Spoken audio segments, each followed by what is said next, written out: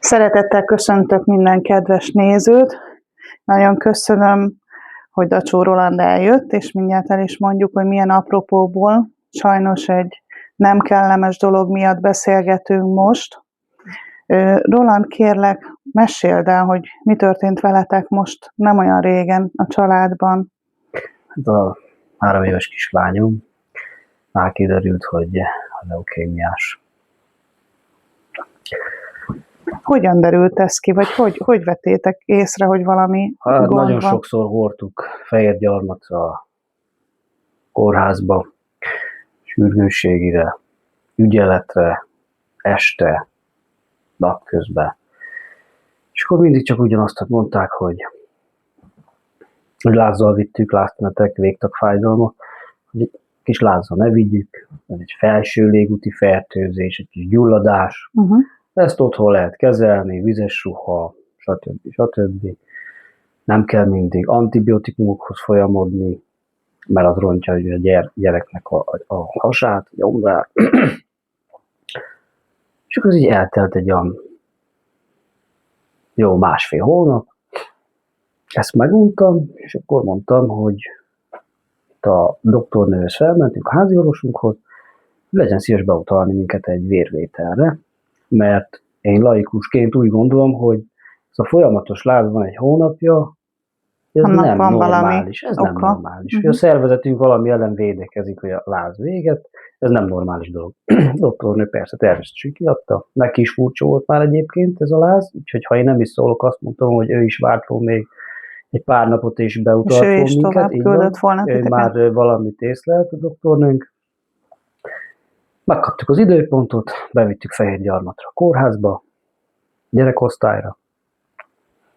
Ott ugyanúgy elmondtuk ezeket a tüneteket, megvizsgálták, teljesen le kellett vetköztetni a kislányt, átnézték, hasát megvizsgálták, meghallgatták a tüdejét, vérvétel volt.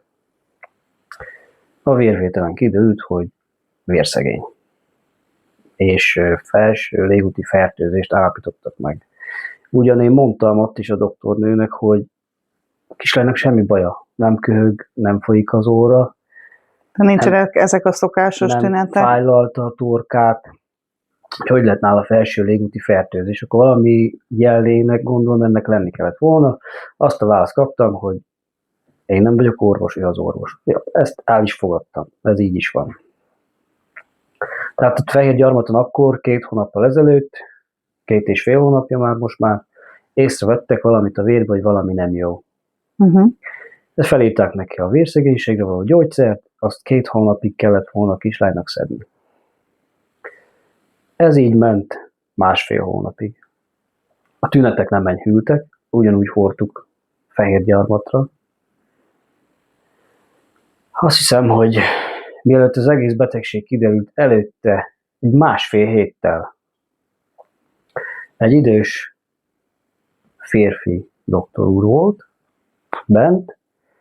Én vittem be a kislányt, természetesen az anyukájával együtt mentünk, de én vittem be, hogy el akarom mondani ezeket a tüneteket, mert most már tényleg bosszantó volt, hogy nem tudnak cselekedni az orvosok nem múlnak, igen. És amikor elmondtam ezeket a tüneteket, az idős doktor úr olyan szinten fel volt háborodva rám, hogy a felhőbe egy figyelmeztetést adott nekem, mint szülő, hogy ezt a gyereket hónapok óta hordozom láz problémákkal, nem kell hordoznom láz problémákkal, mert ez nem egy nagy probléma, ezt szervezetével le fogja győzni, és vizes ruházni kell otthon, tanuljam meg kezelni, hogy kell. Hát ő még szinte kikérte magának, így hogy... van, és mintha kioktató hangnembe mondta volna, hogy én hogy viselkedjek egy ilyen betegségnél, ami már hónapok óta szinte tart. Hát elfogadtam azt a figyelmeztetést is, hát csak egy orvos, lehet, hogy mint szülő, idézőjelbe, ezt én egy kicsit túl dramatizálom, félek, igen, úgy gondoltad, hogy te túl... Így van, nem lesz nagy probléma. De utána vinnünk kellett volna vissza a vérvételről, vissza kellett volna mennünk 2 hónap után kontrollra, de ezt én nem vártam meg ezt a kontroll időpontot, mert Kislányom egy másfél héttel előtte, mielőtt lett volna kontrollunk, ugye itthon voltam, és felfigyeltem arra, hogy reggel, amikor felkel, reggelizik, játszik. És ő aludt. Reggel után aludt. Tehát fáradékony volt? Nagyon, nagyon fáradékony.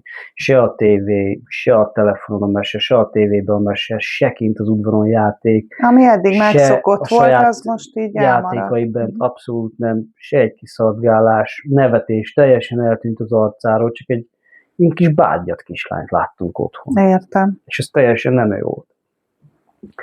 De mondom az anyukájának, azt mondta nekem, hogy ott lehet egy picit fáradt, sokáig volt fent, vagy szaladgált, vagy bármi megviselhette. Nem gondoltatok persze a melegre rossz gondolt, dologra. akkor hát jó, rábólintottam, hát lehet, hogy a meleg, vagy kicsit tényleg fáradékonyabb a keleténél.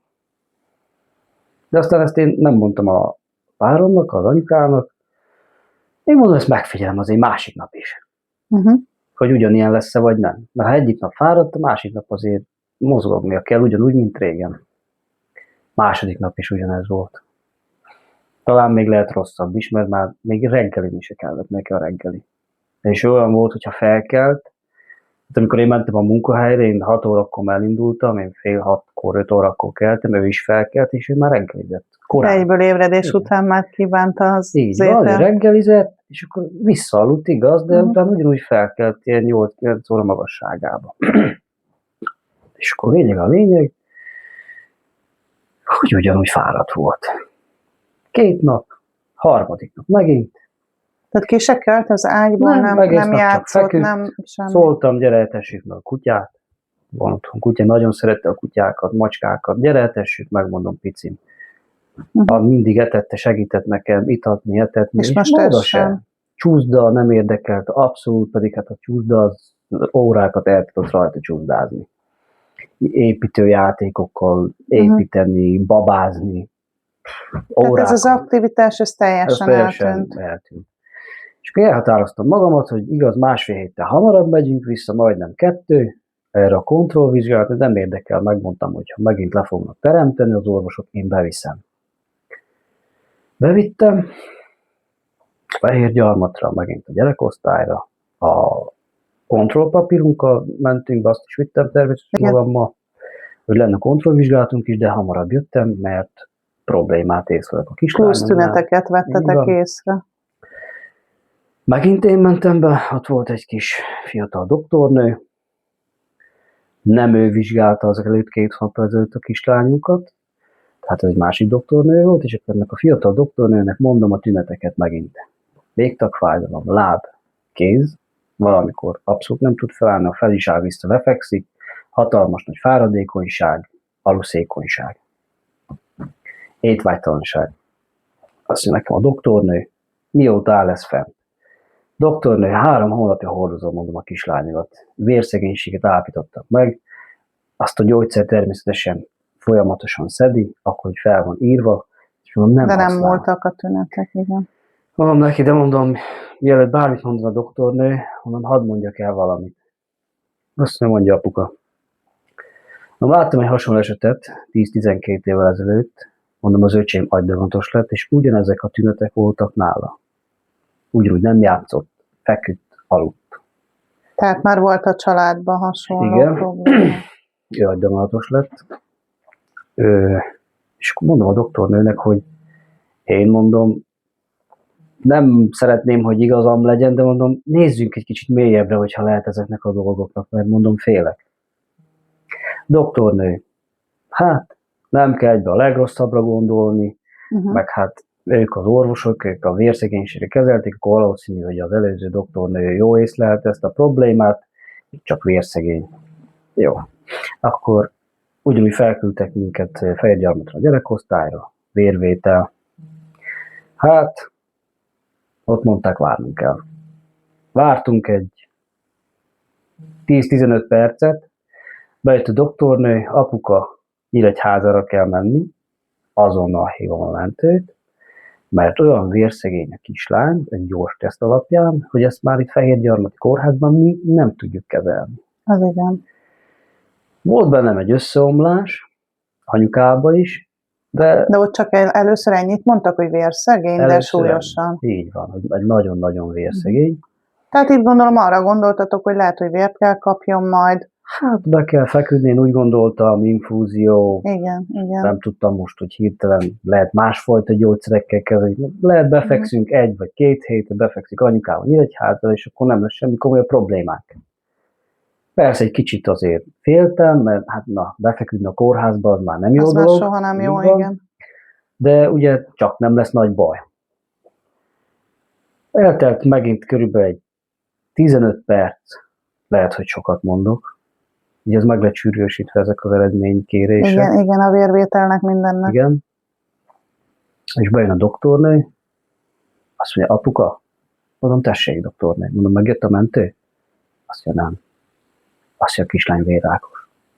Azt mondja, nem Debrecen, vagy nem Nyíregyházára fognak menni, hanem Debrecenbe. Azt mondja, 20 perc, maximum fél óra itt a mentő magukért. Azt a mindenit. Hát az, amit akkor átéltem, azt nem Hát kívánom gondolom, senkinek. Abszolút senkinek. Hirtelen összeomlottam. Hogyne. Teljesen összeomlottam. Ráadásul volt egy megérzésed is azért, tehát nyugtalanító lehetett hónapok óta. Járkáltatok, hogy... mentetek vele, és lehet, hogy ez már előbb is kiderülhetett volna azért. Hát, a mostani papírjaimat kiadott Debrecen, a hematológia osztály. Ott beleírták a papírjába, hogy legalább 2 hónapja fent állt már nála ez a betegség, és észre kellett volna itt venni, hogy az már nem csak egy vérszegénység volt. Úgyhogy észleltek valami problémát, de nem küldték tovább, hogy mi az nem a probléma. Nem történtek specifikus vizsgálatokat. Mélyebbre kellett volna nézni. Tehát akkor elkerültetek Debrecenbe, ugye? Így van. Itt már akkor gondolom további vizsgálatok következtek. Július 16-án kerültünk be Debrecenbe, Fehérgyarmatra, azonnal villogba vitt minket a mentő. Ott, hát nem is tudom, valami a gyermek ambulanciára vittek minket azonnal felvenni a kislányt, ilyen szó szerint a filmekben, ilyen gyorsított eljárással, ott is vérvétel, mindenféle vizsgálatok megtörténtek. Hát nem tudtam, hogy ennyire hatalmas nagy a baj, és akkor azonnal felvittek minket az intenzív osztályra. Elvették tőlem a kislányt, kivették a kezemből, kiszakították szó szerint, elvették, bevitték, bent van már egy 20 perc, fél órája az intenzíven, kijött egy, nem tudom, nővér, vagy doktornő, mondom, legyen szíves egy felvilágosítást adni. Nagy problémánk van nekünk most, vagy mi történt? A kislányomat hogy nem, elszakították tőlem. Ijedve, így van. Nem, senki, semmi. Apuka, azt mondja, 270 000-es, azt mondja, fehérvérsejttel jöttek be. Azt mondja, normális 5 és 15 000 között van. 20-szor annyi van benne. Azonnal azt mondja, adnunk kell neki olyan gyógyszereket, vénán keresztül, azt mondja, olyan antibiotikumokat, meg nem is tudom, mindent, amik ezeket azonnal redukálják le. Hát nagyon kórosan mentünk be a kislánnyal. Életveszélyes állapotban. És lehet, hogyha akkor te nem vagy ilyen határozott, és nem viszed előbb-vissza, még később derült volna ki tudja, hogy bármi lehetett volna. Mi lehetett volna. Bármi lehetett volna, mert ez az időszak is pont úgy jött ki, hogy ilyen a nagy meleg miatt nem dolgoztunk, leállás. És úgy tudtam felfigyelni ezekre a dolgokra. És így figyelted meg. De ez is véletlenül jött nekem, ugye, ez a felfigyelés, csak így hirtelen ránéztem, és nem. Milyen kezeléseket kapott azóta? Azóta Debrecenben gyógyszeres kezelés kapott, hát pontos nevét nem tudom megmondani, de hasonló a kemoterápiához. Csak gyógyszerben, igen, van ilyen. Redukálta a fehérvérsejteket egy bizonyos szintig, hogy tudja kapni a kemoterápiás kezelést. A kemoterápiás kezelést múlt hétfőn kezdte meg az elsőt, a legerősebbet, utána pénteken kapta, és most hétfőn kapott meg. Előtte még, ha jól tudom, vérplazmát is. Vérplazmát, az intézőn kellett vérplazmát, vérlemezeket pótolni, vért is kellett neki, mert olyan alacsony volt a vörös vérsejt szám, hogy az muszáj volt pótolni valamilyen szinten, minél És gyorsan. Jászmina hogyan viseli ezt az egészet? Mit tud egyáltalán arról, hogy ő mennyire beteg? Mit mondatok el neki? Hát, Jászmina tudja, hogy már nem egy hétköznapi betegsége van. Egy igen okos kislány, azt gondolom 3 éves létére, hogy fel tudta fogni azt, hogy nem egy egyszerű nátha, vagy egy kölgés, vagy nagy torokfájás betegsége van. De gondolom azért megijeszteni se akartátok, nem hogy tudja ő most... felmérni azért persze. a betegségének a súlyát, és szerintem ugye a rosszban ez a jó, hogy Igen. nem tudja felmérni, nem tud azon gondolkodni, mert a szervezet ugye teljes mértékben így a gyógyulásra tud koncentrálni. És hogyan viseli magát a bentlétet egyáltalán, meg ezt a sok mindent? Tehát a legtöbb gyerek ugye már egy vérvételtől is nagyon-nagyon kiborul. Hát, ő hogyan viseli ezeket a dolgokat? Jászmina is teljesen fél. Eddig nem nagyon félt az orvosok, ugye felvittük ide a házi orvoshoz is barátkozott, meg barátkozó volt. Most már nem. Ugye már most annyi mindenem ment keresztül szegény, hogy tudja, hogy... műtötték, beépítettek neki egy kanült, hogy a kemoterápiát tudja kapni, mert ez csak abba tudja, ugye itt a branürön, amit ide tesznek a kézfejbe, nem bírta volna, azok a vénák, azok elpukkantak volna, és annyi mindenem ment keresztül a kislány, hogy már ugye meglát egy orvost, vagy ugye egy nővért, ugye már sír, mert tudja, hogy valamit fognak vele csinálni, azért mennek oda. Rosszul viseli, fél, ugye, hát most van egy szoba, ahol csak ugye mi vagyunk benne, egy hozzátartozó, illetve ő. Hát picit és akkor felváltva tudtok vele menni, tehát felváltva. Akkor hol te vagy bent, hol édesanyád van bent, anyuka, tehát így felváltva. Igen. Ugye mi 3-an lehetünk bent felváltva. Ezek a váltások, ezek úgy működnek, hogy legalább 10-12 nap, attól kevesebbre nem lehet bemenni, ugyanis ha pont kap egy kezelést, és a sejtszintje leesik, akkor nekik vért kell adni, vérlemez, vérplazma, hogy felerősödjön ez a sejtszint, igen, mert akkor annyira lemegy az immunrendszer, hogy bármilyen betegséget el tud kapni. Igen, erre kifejezetten figyelni kell, ugye így most van. A fertőzés veszélyre, mindenre. És addig az időszakban se látogató nem lehet semmi, se váltás, ameddig ugye fel nem erősödik arra a szintre, hogy azt tudják mondani, hogy na most azt lehet akkor egy váltás, vagy lehet akkor látogatni. Addig nem. Beszélgettünk az előbb már róla, hogy most ugye a kemoterápiát kapja, és azért ennek is vannak mellékhatásai, tehát azért ez is nem egy kellemes dolog, még egy felnőtt számára sem úgy gondolom, nem, hogy egy ilyen pici gyermeknek most nála milyen tüneteket okoz most? Hát nála is elkezdődtek el a kemoterápiának a mellékhatásai. Nem tudták egész pontosan, hogy mitől van, átküldtek minket a gyermekfogászatra, és ott állapították meg, hogy a kemoterápia felső fogsoráról teljesen lemarta a fogzománcot, tehát azok nagyon érzékenyek, fájnak neki.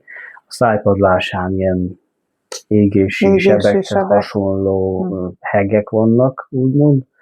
Szája végén is kezd lenni ilyen sebbforma, az is a kemoterápiát, tehát hát és mindez ugye gátolja az evésben, ivásban, ami azért fontos lenne. Nagyon nehezen tud enni, inni, de azért erős a kis csajszi, mert azért erőlteti magát. Azért. Teljesen nagyon nem hagyja el magát.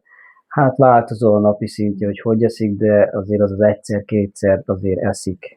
És az a szerencsé, hogy azért valamennyi energiát be tud vinni. Mégis be tud, igen, nem kell teljesen infúziózni, meg külsőleg táplálni, még például szondán keresztül. Hasmenése is van, az is a kemoterápiától, ez nem úgy kell elképzelni, hogy egy természetes hasmenés, hanem az is egy ilyen furcsa jellegű hasmenés, ami kijön. Ugye folyamatosan a hasát öli ez a kemoterápiás kezelés, és bántja, hasfájdalma is van. Ugyanúgy fájnak még a lábai is, nem nagyon tud járkálni, az is a kemoterápiától, hogy a csontvelőbe, hogy öli azokat a kóros sejteket, ez a kemoterápia redukálja teljesen arra a szintre, amire majd el kell jussunk. Tudtatok-e arról már beszélni az orvosokkal, mik a kilátások, mik az esélyek, milyenek a gyógyulási esélyei? Tudtunk beszélni, így van. A kezelőorvos az nagyon rendes, felvilágított most már mindennel, kaptunk azért új eredményeket.